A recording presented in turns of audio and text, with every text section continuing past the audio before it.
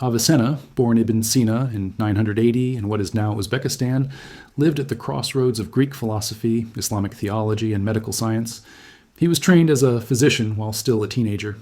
By adulthood, he was advising rulers, writing encyclopedias, and reshaping philosophy across centuries. For centuries, Avicenna's fame did not rest primarily on metaphysics. In Europe, he was known as the Prince of Physicians. His medical encyclopedia, the Canon of Medicine, became the standard textbook in universities from the Middle East to Europe for over 500 years, long after the Renaissance had begun.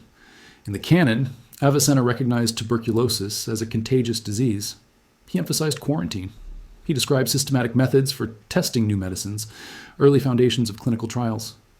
While others debated philosophy, Avicenna was shaping how medicine would be practiced for half a millennium. In one famous case, he diagnosed a patient's illness not through symptoms alone, but by observing changes in pulse when certain names or memories were mentioned. It was an early form of psychological diagnosis. Centuries before psychiatry had a name, Avicenna did not only preserve ideas, he preserved method. He systematized and refined Aristotle's logic, insisting that logic was the tool underlying all science, medicine, physics, metaphysics alike. Without Avicenna's structure, much of classical philosophy might never have reached the West at all. Avicenna lived a life of brilliance and instability. Most people assume that knowledge begins with experience, that the world comes first and thought follows after. We see, we hear, we touch, and only then do we understand. Avicenna believed this was backward. He argued that before the world is known, the mind already exists, not as memory, but as awareness itself. But his most unsettling idea was about consciousness. Avicenna's most famous thought experiment is simple. Imagine a man created fully formed, suspended in empty space. No sight, no sound, no touch, no memory, no body awareness, nothing.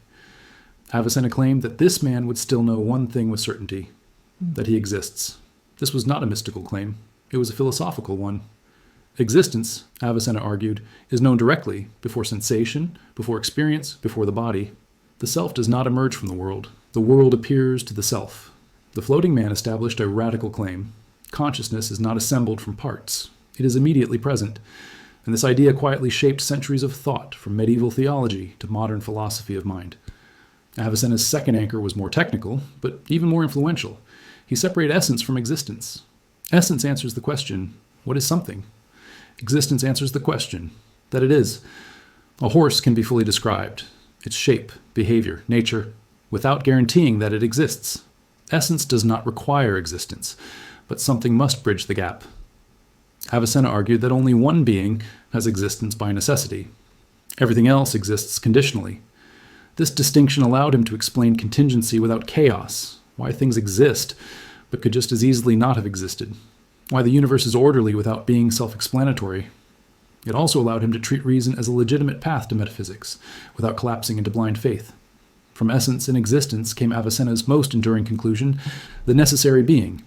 If all things depend on something else to exist, there must be one thing that does not. A being whose essence is existence, not created, not contingent, not dependent.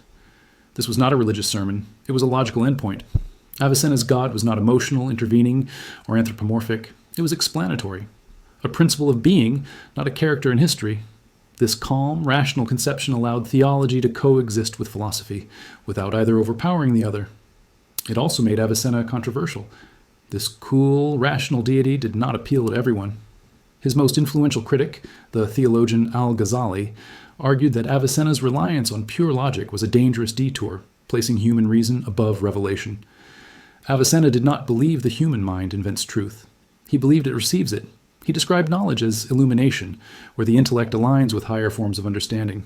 More precisely, he believed the mind didn't create truth, but received it, a process he called illumination, where the individual intellect aligns with a higher, universal source of knowledge, the active intellect.